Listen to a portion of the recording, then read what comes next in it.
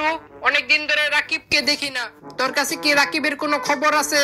আরে একটু আগে রাকিবকে কল দিছিলাম, রাকিব বলল ও নাকি দৌড়ের উপর আছে। তাহলে তো ও অনেক মজা করতেছে।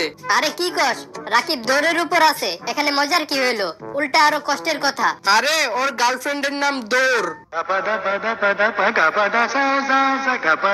আচ্ছা বল্টু, বলতো আমেরিকানদের উপর আমরা বাঙালিরা কিভাবে যেতে পারি? স্যার, আমাদের প্রতিটা বাঙালি ছেলেদের উচিত আমেরিকান মেয়েদের বিয়ে করা, তাহলেই আমরা যখন খুশি তখন আমেরিকানদের উপর উঠতে পারবো। দোস্ত, আমি ফুটবল খেলা বুঝি না, আমাকে একটু বুঝিয়ে দিবি? আচ্ছা, টিভিতে খেলা দেখে বলতো, তুই ফুটবল খেলার কি বুঝোস না?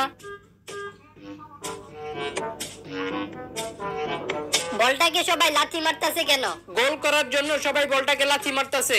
আরে বলটা তো এমনিতেই গোল আছে, আর কত গোল করবে? স্যার, আপনাকে একটা প্রশ্ন করি। আচ্ছা কর। মানুষ যতই ফর্সা হোক না কেন, তার কিন্তু একটা জিনিস কালো থাকে, বলেন তো সেটা কি? ওই বেদব, তোর লজ্জা করে না তুই এসব প্রশ্ন আমারে জিজ্ঞাসা করস? স্যার, আপনি শুধু নেগেটিভ ভাবেন, এটার উত্তর হবে চোখের মনি। এই ওয়েটার, আমার জন্য একটা বার্গার, একটা পিৎজা, একটা কোকা কোলা, আবার একটা বার্গার আর একটা স্যান্ডউইচ আন। আপনি একটু ওয়েট করেন, আমি কিছুক্ষণের মধ্যে খাবারগুলো আনতাছি। ওই শালা, আমি ওয়েট করবো কেন? ওয়েটার আমি না তুই? স্যার, আপনাকে আরেকটা প্রশ্ন করি। ঠিক আছে কর। বলেন তো, গার্লফ্রেন্ড আর ইয়ারফোনের মধ্যে মিল কোথায়?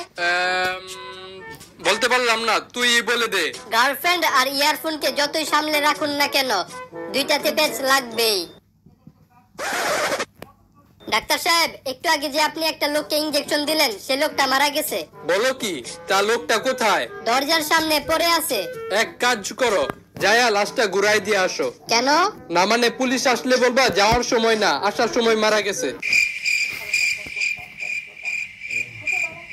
কিরে বল্টু, তোর মনটা আজকে অনেক ভালো লাগতেছে। আরে দোস্ত, আজকে আমার মনটা অনেক ভালো। কেন, কি হয়েছে? একটু আগে আমি আমার গার্লফ্রেন্ডকে জিজ্ঞাসা করছিলাম, তোমার সুন্দর ছেলে পছন্দ নাকি বুদ্ধিমান ছেলে পছন্দ? তারপরও আমাকে বললো ওর নাকি দুইটার একটা পছন্দ না, ও শুধু আমাকে পছন্দ করে। এটা শুনে আমার অনেক ভালো লাগতেছে। আরে ছাগল, তোর গার্লফ্রেন্ড সুন্দর আর বুদ্ধিমান ছেলে পছন্দ করে না, শুধু তোরে পছন্দ করে। এর মানে হলো তুই সুন্দরও না আর বুদ্ধিমানও না। স্যার, আপনাকে একটা প্রশ্ন করি। ঠিক আছে কর। আচ্ছা বলেন তো, কোন সময় ছেলেরা 20 থেকে 25 মিনিটে হাঁপিয়ে হাল ছেড়ে দেয়, কিন্তু মেয়েরা বেশি বেশি করার পরেও হাঁপায় না? ওই বেদব, তোর লজ্জা করে না? তুই আমারে সবসময় এসব উল্টাপাল্টা প্রশ্ন করস। স্যার, আপনি সবসময় নেগেটিভ ভাবেন, এটার উত্তর হবে শপিং করার সময়। দোস্ত, আমি একটা কথা বুঝতাছি না। কি কথা? আমার একবার গলায় টনসিল হয়েছিল, তখন আমি ডাক্তারের কাছে গেছিলাম। ডাক্তার আমার গলার ভিতরে আঙ্গুল ঢুকিয়ে চেক করে দেখছিল। এটা তো নরমাল, সব ডাক্তারই করে, এখানে তুই কি বুঝস নাই? না মানে, এখন যদি আমি আমার পাইলসের সমস্যার জন্য ডাক্তারের কাছে যাই, তাহলে ডাক্তার কোথায় আঙ্গুল দিয়ে চেক করবে?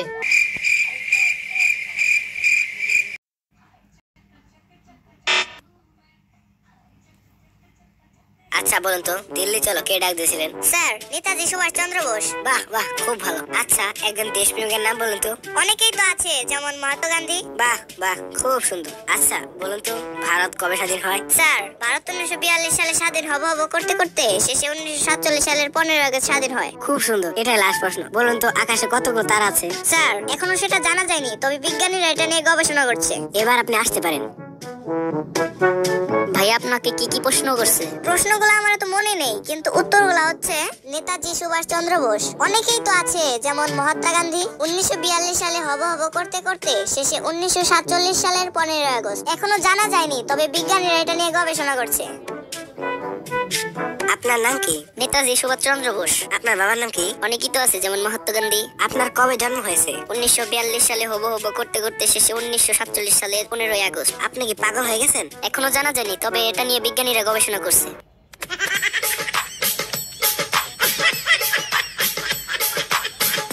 আপনাকে আমি 10টি প্রশ্ন করব, যা পানির মতো সহজ, অথবা একটি প্রশ্ন করব যা লোহার মতো কঠিন। উত্তর দেওয়ার আগে ভালো করে ভেবে দেখুন, আপনি কোন প্রশ্নের উত্তর দিতে চান, সহজ 10টি নাকি কঠিন একটি? আমি কঠিন একটি প্রশ্নের উত্তর দিতে চাই। তাহলে বলুন, কোনটি প্রথমে আসে, দিন না রাত? দিন প্রথমে আসে স্যার। কিভাবে? আপনি বলেছেন তৃতীয় কোনো প্রশ্ন করবেন না, তাই চাকরিটা আমার ফাইনাল।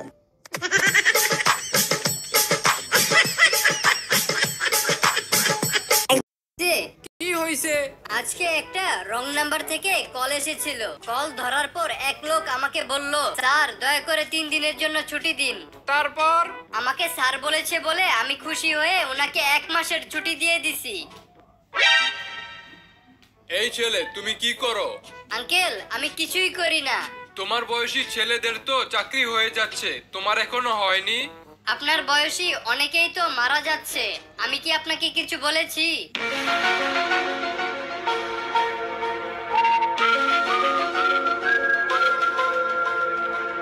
কি রে বল্টু, তোর মন খারাপ কেন? আর কইস না, মনের দরজা খোলা থাকলে কারো চোখে পড়ে না, কিন্তু প্যান্টের চেন খোলা থাকলে সবার চোখে পড়ে। স্যার, মনে করেন একটা হাতির সামনে একটা ল্যাংটা লোক চলে আসলো, তাহলে বলেন তো লোকটাকে দেখে সর্বপ্রথম হাতিটা কি চিন্তা করবে? পারলাম না, তুই বল। হাতিটা চিন্তা করবে, মানুষ এত ছোট সুর দিয়ে শ্বাস নেয় কেমনে।